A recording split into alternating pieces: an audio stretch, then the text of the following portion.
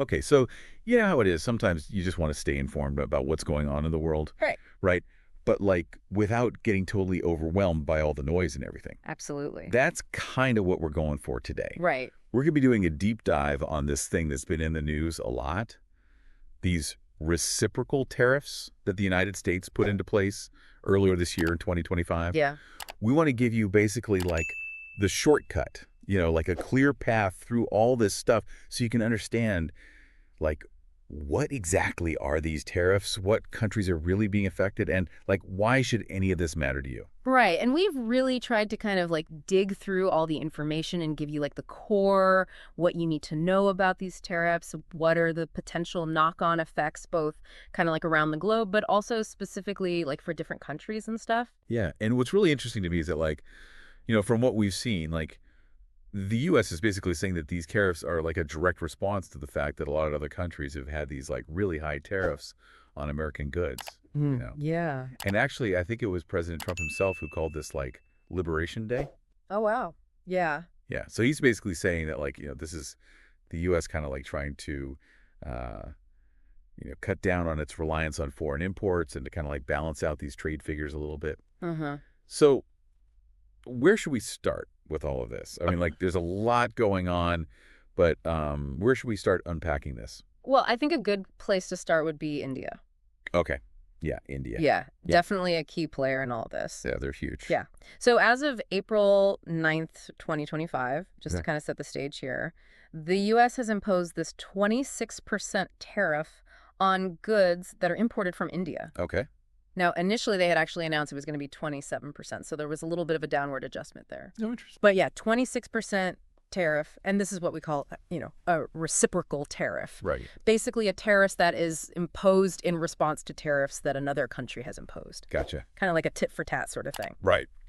So yeah, and the U.S. rationale here, as we understand it, is that India has had some pretty hefty tariffs of its own on certain U.S. products. Yeah, I was reading about that. Yeah, some of them have been reported as high as 100%, and this has been hitting things like agricultural products particularly hard. Right. Yeah, it seems like that's what they're trying to address with these reciprocal tariffs is that kind of like disparity.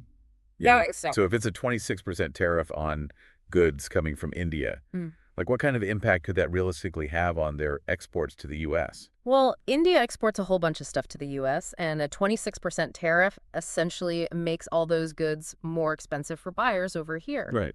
Which means, like, it could lead to less demand. Yeah, it makes sense. Like, imagine if a U.S. company was buying textiles from India. Uh-huh. They suddenly have to pay 26% more for that same product. Oof. Yeah, that's a lot. It is. And so they might start to look for, like, cheaper alternatives from somewhere else. Yeah, or just pass that cost on to the consumers. Exactly. Or, yeah, pass the cost on to their customers, and then everyone's paying more. Right. Yeah, that's how it works. Yeah, but what's really interesting here is that not every industry in India is, like, totally freaking out about this. Really? Yeah, some of them actually see this as a potential, like, upside. Oh, wow. Okay, how so? Well, take toy manufacturing, for example. Okay. Certain sectors in India that make toys are actually anticipating that they might benefit from this. Interesting. Because the U.S. has also increased tariffs on toys coming from other countries, too. Oh, right, like China. Exactly. Yeah. China and Vietnam are two big ones. Yeah. And so the thinking is that with those countries facing higher tariffs, Right. the Indian toy makers might actually become more competitive in the U.S. market. Oh, I see. Yeah, that makes sense. It's kind of like one of those, unintended consequences or like, sort of ripple effects of this whole thing. It's like one door closes and another one opens, Yeah, exactly. That's really fascinating. Yeah, I thought that was really interesting. So it's not just like a straightforward negative impact for India across the board. There's some nuances to it. Yeah, definitely. I also came across something about this potential increase in iPhone exports from India. Oh, yeah. How does that tie into all this? Right. So with these higher tariffs now in place on goods coming from China, right?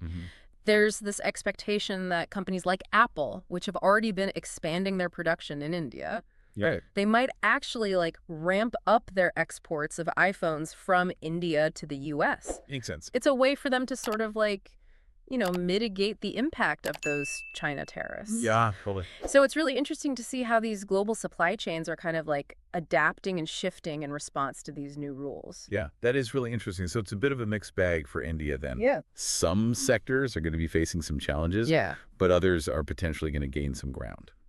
Yeah, definitely mixed bag. And what about India's reaction to all this?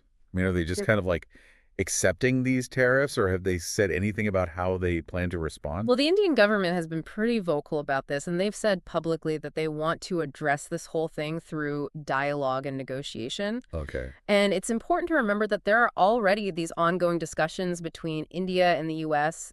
They're trying to hammer out a broader trade agreement. Right. And so the hope on the Indian side is that these talks will eventually lead to some kind of resolution that'll soften the blow of these tariffs over time. Right. Okay. So they're not just taking it lying down. They're trying to work things out. No, not at all. Good for them. Yeah, it'll be interesting to see how those negotiations play out.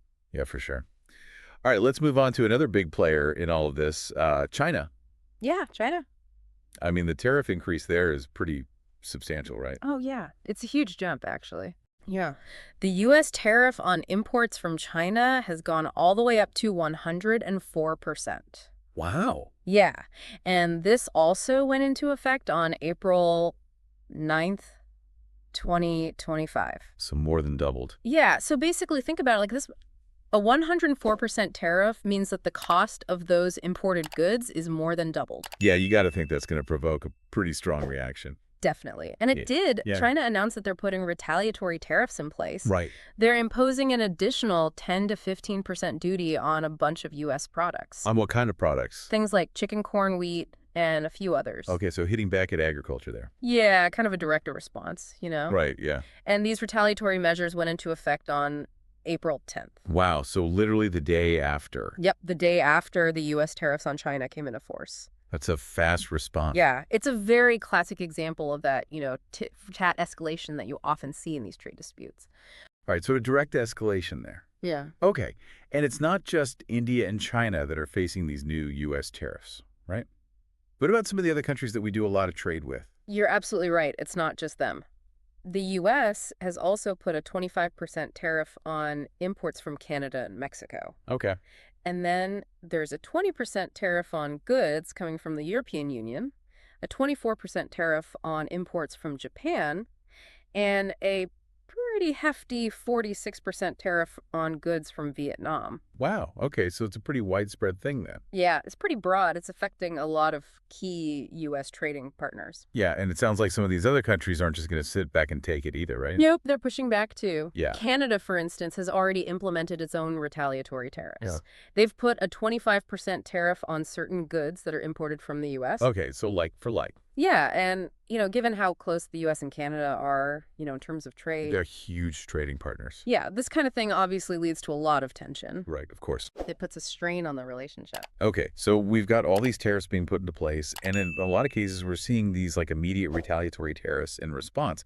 So what does all this mean? Like, when we step back and look at the big picture, what's the potential global impact of all this? Right, so this is where the broader economic concerns really start to come in. Yeah. A lot of analysts are worried about the possibility of widespread price increases. Yeah, that makes sense. Because when you slap tariffs on imported goods, those increased costs often get passed on to businesses, and then eventually they trickle down to consumers. Right, like a domino effect. Yeah, exactly. Imagine a U.S. company that uses imported steel in their products. Okay. A tariff on that steel is going to increase their costs, which means that they're probably going to have to raise the prices of their product. Right, yeah, to stay afloat. Exactly. And then everyone's paying more for stuff. Yeah, it all comes back to us in the end, doesn't it? It often does. And there's also this concern that all of this could lead to a slowdown in the U.S. economy. Yeah. Some analysts are even saying that there's an increased risk of a recession because of these widespread tariffs and all this trade friction that they're causing. Recession. Wow, that's serious. Yeah, it's definitely a concern.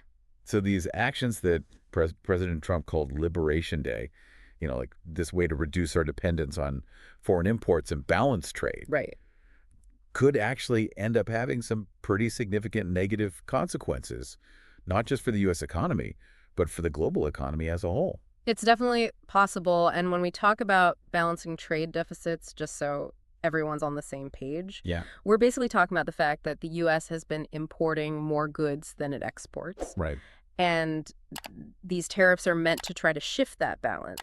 Yeah. But, there are a lot of economists who have different opinions about whether tariffs are actually effective at doing that and also about the risks involved. Right, because like you were saying earlier, there can be a lot of unintended consequences. Yeah, exactly. The goal might be to encourage more domestic production, like to get companies to make more stuff here in the US. Uh-huh. But in reality, things are so interconnected, with these global supply chains. Yeah, the world is so globalized now. It really is. And so these tariffs can actually disrupt the flow of goods. They can increase costs for businesses that rely on those imported components. And then ultimately, it all leads to higher prices for everyone. Right, so it's like a really complicated web of effects. It is. It's very complex. Okay, so bring it back to like you, the listener. Mm-hmm. Why should you care about all of this? Yeah, that's the key question, right? Yeah, I mean, it might sound like we're just talking about like, abstract economic policy or something. Right. But it seems like this could have some very real effects on like your daily life. Oh, absolutely. It could affect your wallet. Yeah. Whether you're involved in a business that imports or exports goods, or you're just someone who goes to the grocery store and buys stuff. Right. These tariffs could directly impact how much money you're spending. Makes sense. And so understanding these shifts in global trade is becoming more and more important, especially if you're involved in any kind of international business. But even if you're not, Yeah. if you just want to know why the price of certain things might be going up. Right. Or just like, stay informed about the big things that are happening in the world. Exactly, because these things can shape the economic future, Yeah, for sure. And it's not just about, like the U.S., it's global. Oh, yeah. So, yeah, it's definitely something to pay attention to. And it's also important to remember, as we've seen in our research, that this is a very fluid situation. Yeah. Things are changing all the time. It's a dynamic for sure. These trade negotiations that are happening, especially between the U.S. and India, could potentially lead to changes in these tariff rates down the road. Yeah, absolutely. So what we're seeing right now might not be the final outcome. That's a really important point. Yeah, it's a moving target. It is. The world of international trade is constantly evolving. Right. Okay, so let's just recap what we've covered here. Okay, in 2025, the U.S. has implemented these pretty significant reciprocal tariffs on a bunch of different countries. Uh-huh. India is facing a 26% tariff. Right? China is facing a much bigger 104% tariff. Yeah. And we've also seen some of these countries firing back with their own retaliatory tariffs. Exactly. And a lot of experts are pretty concerned about the potential impact all of this is going to have on global trade. Yeah. They're talking about price increases, a possible slowdown of the U.S. economy. Yeah, it's a real concern. So even though the U.S. is calling this Liberation Day, like this move to reduce our reliance on foreign imports and balance the scales a little bit, Right. it seems like the actual consequences might be a lot more complicated. Yeah. And we're still kind of waiting to see how everything's going to play out. Yeah, exactly. It's a very complex situation and it's still unfolding. And that was really what we wanted to do with this deep dive. We wanted to give you a clearer picture of what's happening. Yeah, just trying to make sense of it all. Exactly. So here's a final thought for you to kind of like chew on, Okay. Given all of these reciprocal tariffs Yeah. and the fact that the U.S. is framing this as Liberation Day, like, what do you think the long-term consequences of all of this are going to be for global supply chains? Hmm. Like how are goods going to be made and how are they going to move around the world? Right. How is all of this going to change? Yeah. And how do you think it's going to affect like the prices that you pay for everyday things? Yeah. It's something to really think about. It is. And what role do you think international trade agreements are going to play in all of this? Yeah. That's a good question. As we move forward in this new landscape, Yeah. it's something to definitely keep in mind. And we really encourage you to think about the different perspectives that we've talked about today.